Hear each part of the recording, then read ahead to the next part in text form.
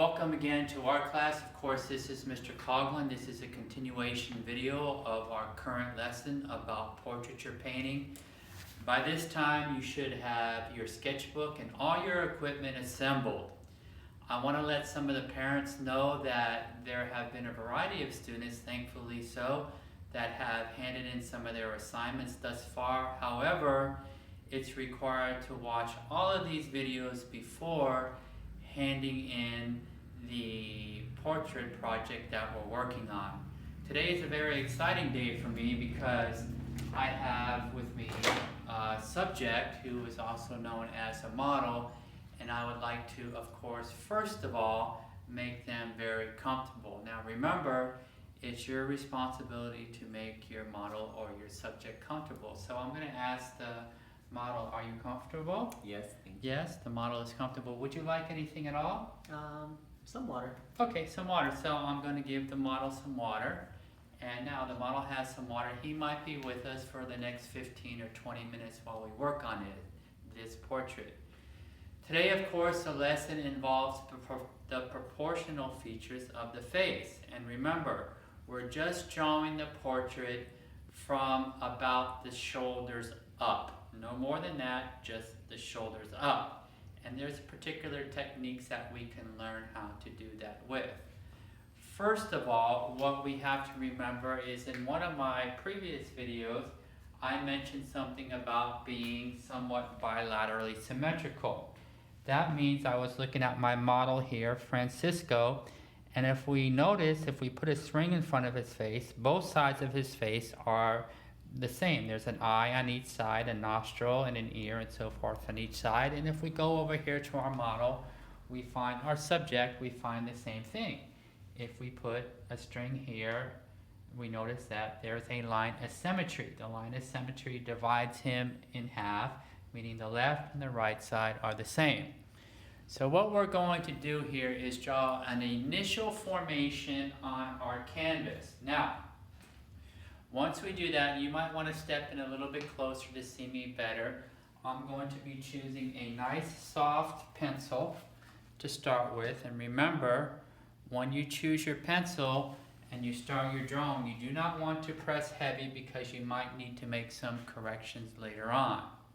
So draw lightly at first. Let's get started. Keep in mind, a head is not a circle or a sphere. It has more of a shape relative to that of maybe an egg. I'm not saying that our wonderful subject here has an egg head, but the shape of a normal human head is about that of an egg. Okay, so let's get started.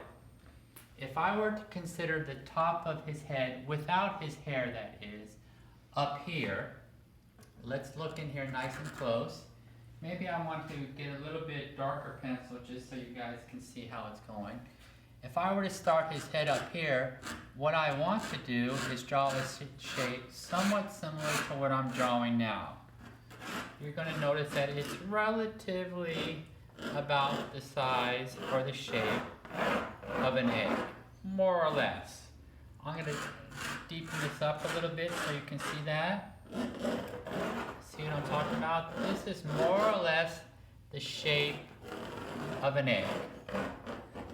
I'm not drawing in his hair yet or any of his features. I'm just giving myself a general indication of where his head is going to be located on the canvas. And that's about all I'm doing for this. If you look at this, this is about the shape of his head. Now, let's look at his neck.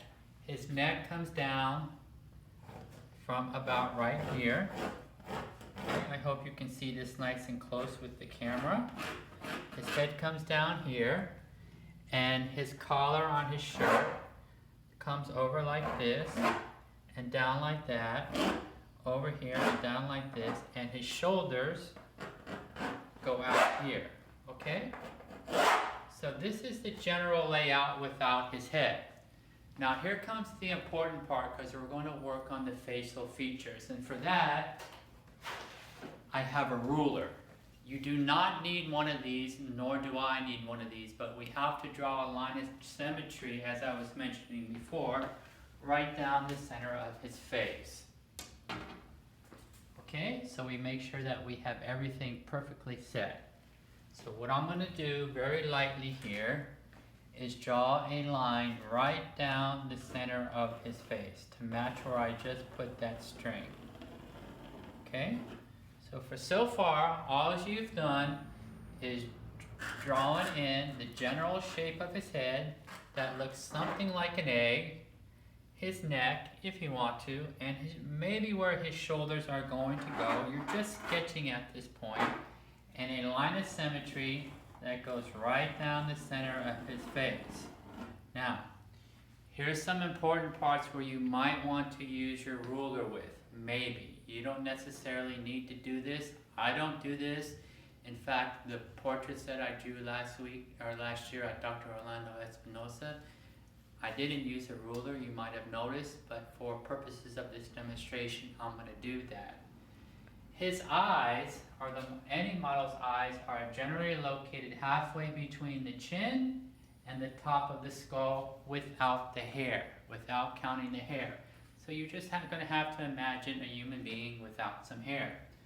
So what I'm going to do is I'm going to measure from the top of my head to the bottom of the chin, and that's 19. This is a little bit of a mathematical problem. What is half of 19? 10? No. Is it 9.5? Yes.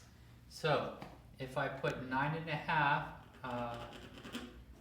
a mark here in at 9.5, and I draw a line straight across here, just like this, I will know just about where the pupils of the model's eyes are going to go, the subject matters go. That means the corners of the eyes and right across through here, that's where generally, this might move up or down a little bit later on depending on how we do the sketch work, but the model's eyes are going to be located somewhere in this area.